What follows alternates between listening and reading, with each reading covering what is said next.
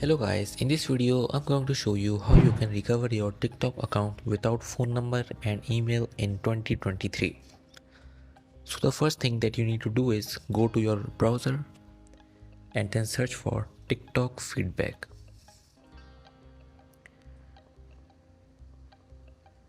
And after that click on the first link, and here you need to mention your email address where the TikTok team will contact you, and after that you need to add your username.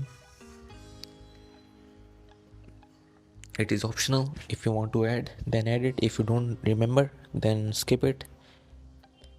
And then you need to select the topic.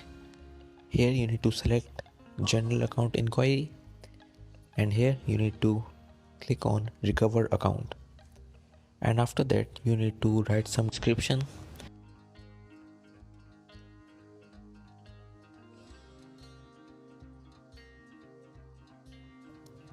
And after writing it, you need to checkbox these two options and then click on submit. And here you can see that the request has been submitted, and within 24 or 48 hours the TikTok team will contact you and your account will be recovered. So this is how you can recover your TikTok account without phone number and email. I hope you found this video useful. Please hit the like button and don't forget to subscribe to our channel. And thank you for watching.